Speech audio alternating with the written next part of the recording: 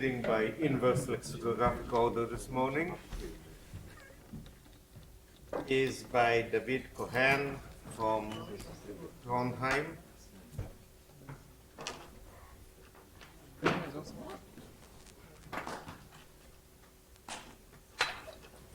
And it is on highly oscillatory Hamiltonian systems with non-constant mass matrix.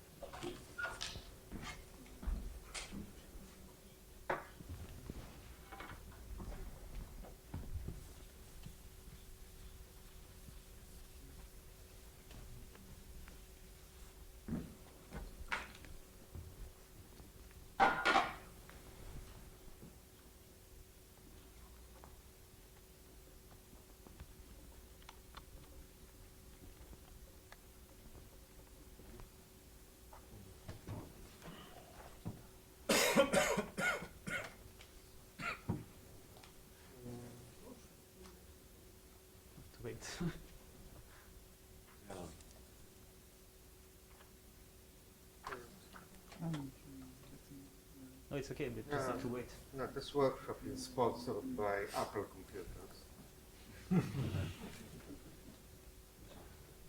No.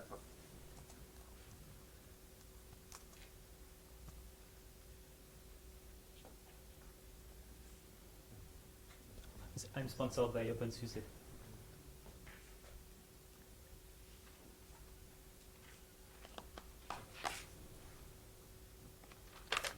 Okay.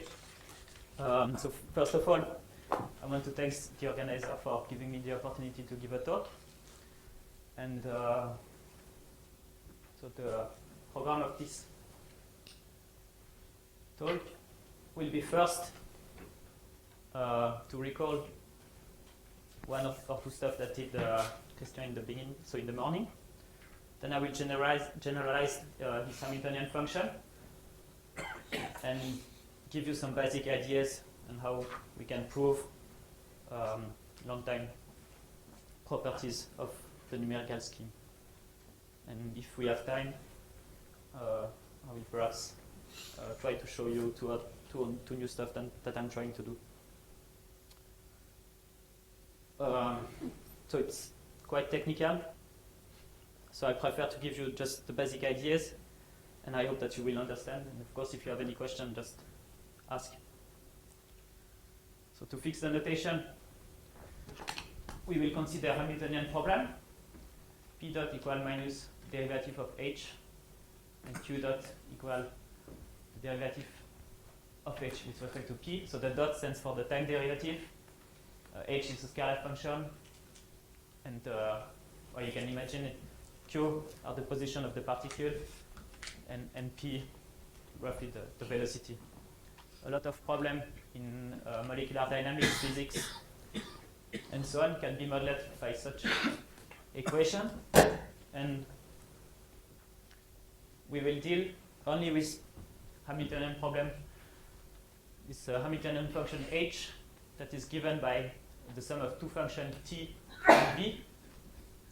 T is a function of p and q, and it's the kinetic part of the problem, and v is the potential. Of course, h is the total energy of the system, and it should be preserved. So it is preserved for the exact solution.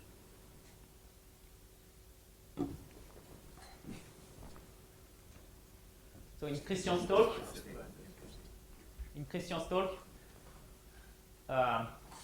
he considered the following potential function. So again, the sum of two potential, a nonlinearity u, which is smooth, and a quadratic form, which is given by the matrix omega, which is 0, 0, 0, omega times the identity, and omega is a huge parameter. And I will partition Q. I will write Q equal to Q1 and Q2. The partition corresponds to the partition of this matrix. So Q1 is the slow motion component, and Q2 is the fast component. In Christian's talk, he had 0 and 1. Okay. And of course, all these blocks here are of arbitrary size. Okay, I told you this before, the nonlinearity is smooth. And for the kinetic part, he had simply a quadratic function of P.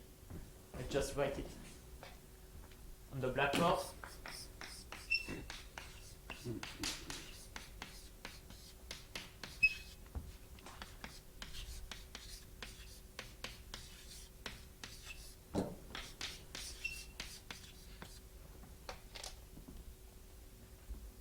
Okay, so it's U of Q.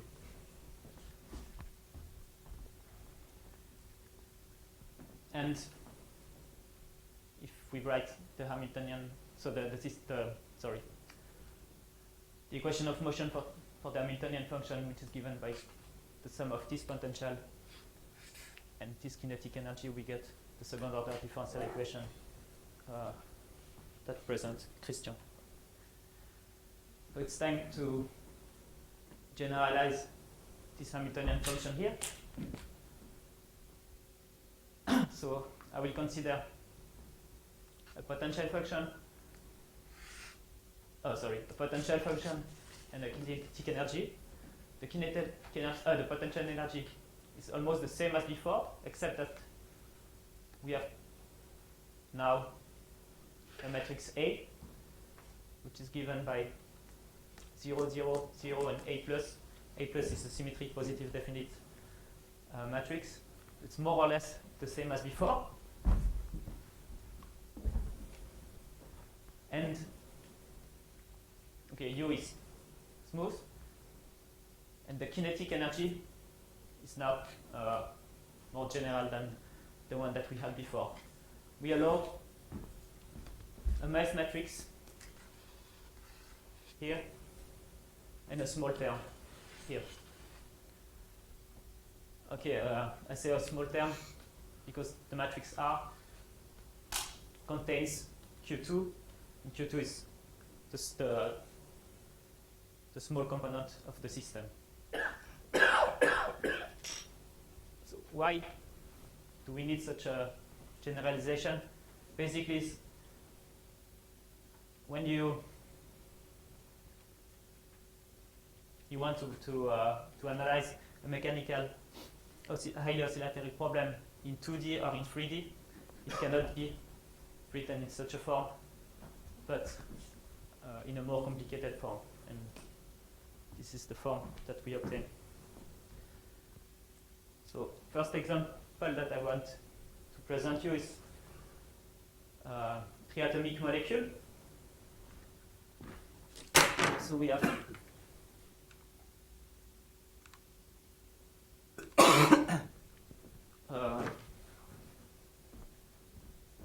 three atoms. The white one, just for simplicity, I kept it fixed, but of course it can move on the plane. This atom is connected to the white one by a stiff string. This one also, and the angle between the two is also stiff.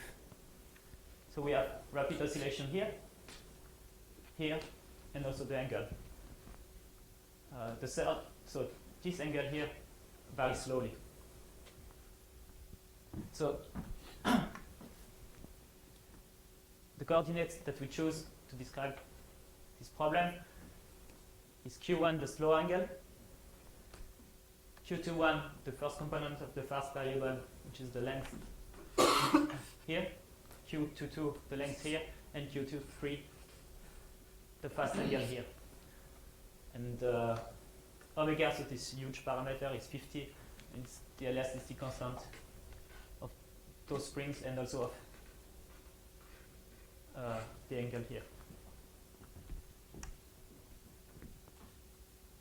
Next example is a bit more funny.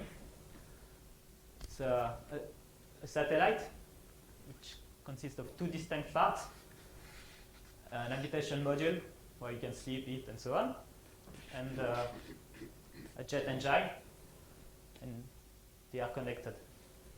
And the model that some people proposed in the literature consists of two masses connected by a stiff spring. And I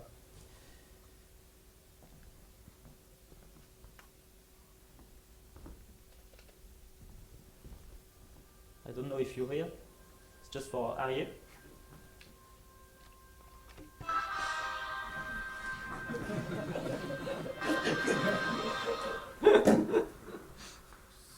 Just the last time that I gave a talk, Ariel asked me if I can put some music on the animation, so here it is. Well done, Ariel. But you can stop. Okay. After this commercial, let's turn back to the problem. I will just give you the coordinates that we will use to describe this problem. So the first slow component is the radial distance between, for example, the Earth and the satellite. The next slow component, okay, it's the angle. The third slow component is the attitude angle. And the fast component of the problem will be the elongation of the spring. Okay, that's all for the animation. First, I just want to show you that there is basically no problem with dealing with symmetric positive definite matrix here. We just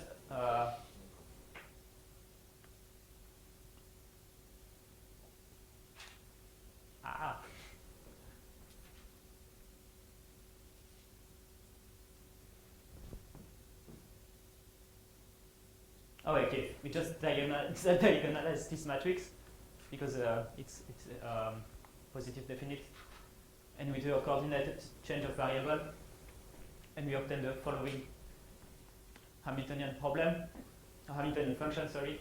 And here we organize the multi-frequency formulation that gave Christian in his talk. So this doesn't make any difficulties. And what we are interested in is, again, to look at the near conservation of this oscillatory energy. So here I just plotted over the time 0 to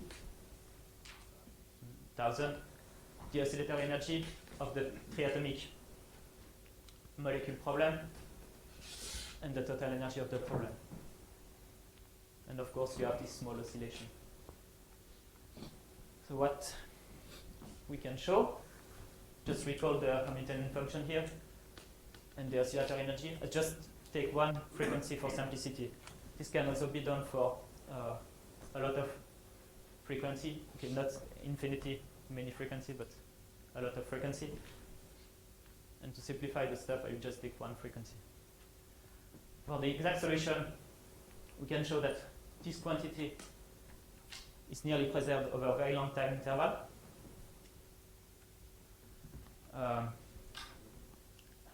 We find new numerical methods that are based on the trigonometric method that we showed in the two last talk. And for this numerical scheme, we can show that the total energy and the oscillatory energy are almost preserved for a long time interval.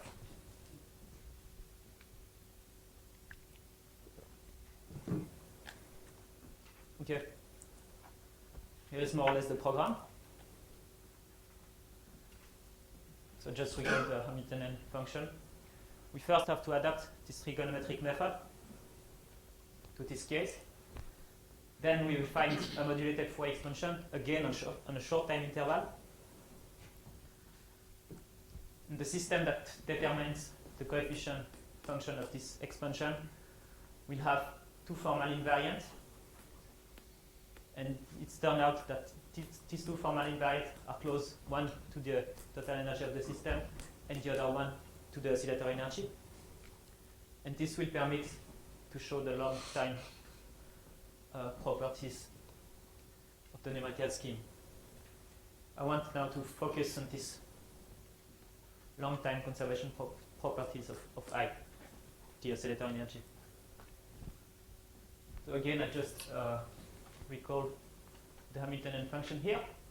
I will first collect these two magenta terms into a function k,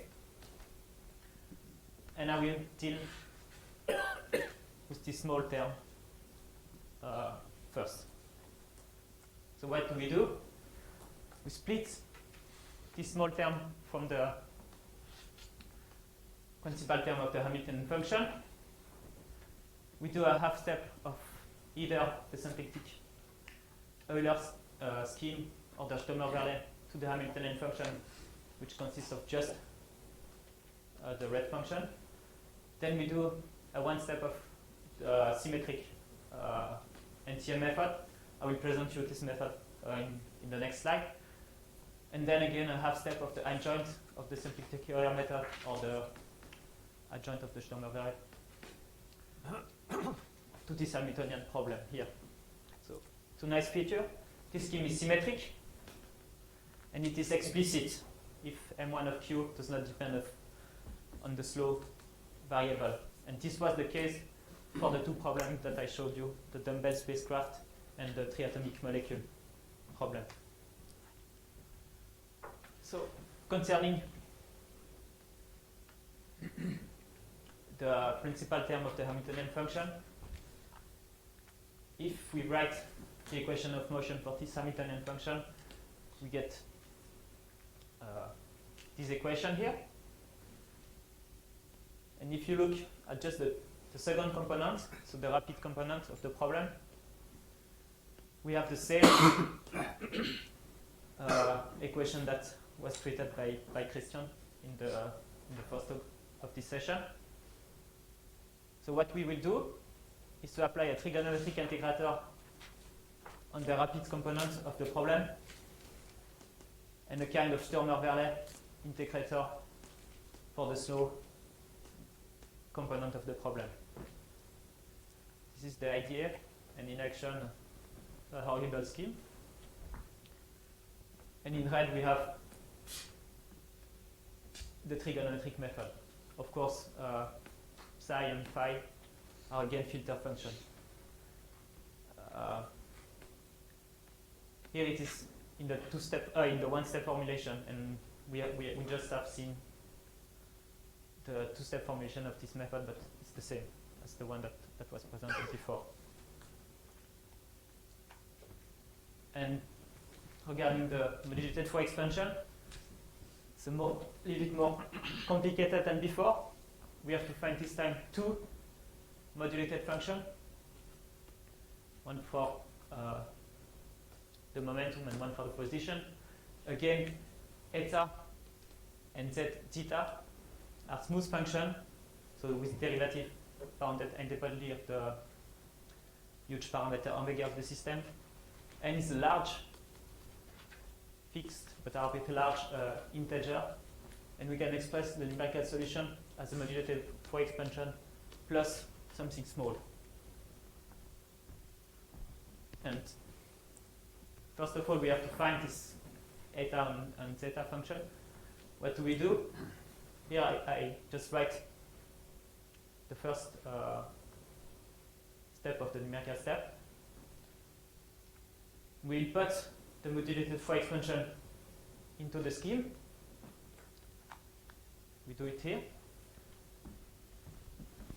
We'll do Taylor expansion of the nonlinearity. So here is the modulated Fourier expansion, and we will also do a Taylor expansion of the eta function and zeta function around T. So you can imagine it's quite huge, but we can find a huge system that determines the coefficient eta k and zeta k. And as before, we will have a set of ODE and a set of algebraic relation. This time we will have three first order ODE, one for zeta 1, one for eta 1, and one for eta 2, 1. And in Christian's case, we just had a second order differential equation and a first order differential equation. And the rest of the function are given by algebraic relation. But what's nice with this system is, as before, we can find two almost invariants that are very close to the Hamiltonian function of the problem and to the oscillatory energy of the initial problem. So here is the derivative of one of these functions. So it's quite horrible, I must admit. So just to summarize what I've tried to explain, we have to assume a bound on the initial value of the problem, so like before, a numerical non-resonance condition, also like before, and some hypothesis on the filter function. That was again the same, more or less the same hypothesis as before. And we can show that for this new numerical scheme, we get almost conservation of the total energy and of the oscillatory energy over a very long time interval. So that's all for this. Now comes some new stuff, but okay, it's not finished. I'm actually trying to do a modulated Fourier expansion for a time-dependent Hamiltonian function. So now the frequency depends on the time. Okay, I don't want to give too much detail, but epsilon is a small parameter. This means that 1 over epsilon will be the huge parameter that corresponds to the omega that we have here. And the conserved quantity is this oscillatory energy also. I will be very interested if someone has some nice example of such kind of problem. I think that for the exact solution, I'm able to do a modulated Fourier expansion and to show the long time conservation of I, again with the help of the modulated Fourier expansion, but we have to modify this modulated Fourier expansion. And for the numerical scheme, I have no idea how to do this. And the second stuff that I'm trying to do is look at this first order system. So omega is a huge parameter. Alpha is a scalar function, and f1 and f2 are a smooth function. So if we set f1 equal to 0, and we take alpha equal to 1, and f2 1 over omega times g, we'll get y1 equal omega y2, and y2 dot equal minus omega y1. Break the chalk. 1 over omega, and for example, okay, f2 of y1. And if we write this system as a second order differential equation, we get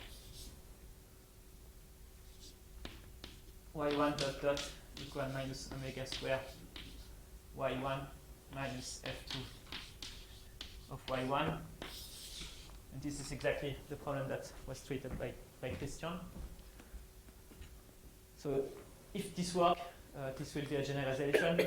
And another nice motivation, I don't know, do I have more time? You have 2 more minutes. Okay. Should be enough.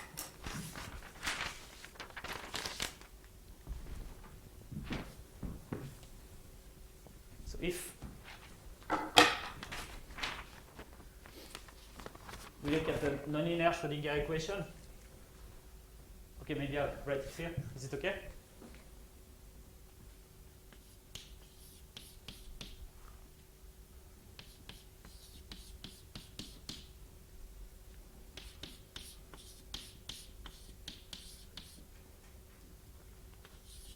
And I write C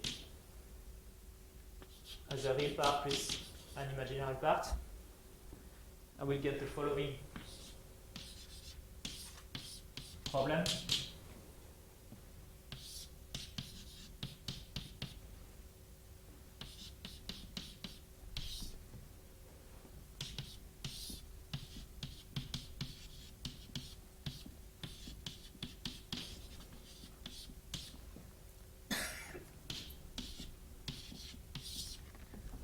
Now, if I do a pseudospectral discretization in space, I will obtain for each k this system of ODE.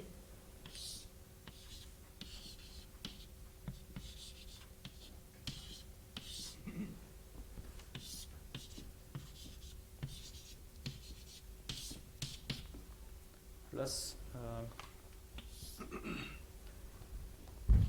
so a function of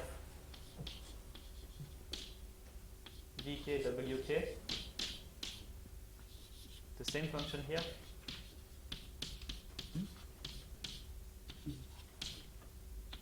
times wk times vk. Okay.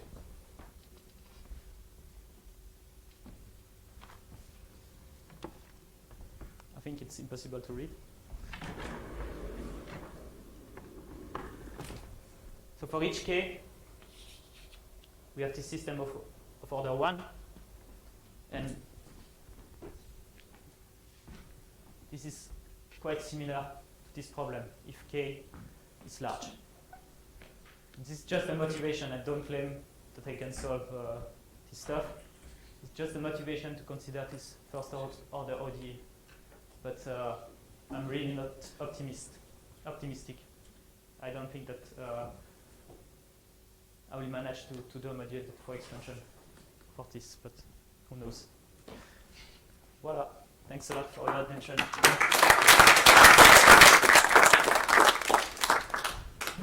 You have time for one question only. Most one. It must work. I think everybody is craving for coffee. So thank you, and I don't have questions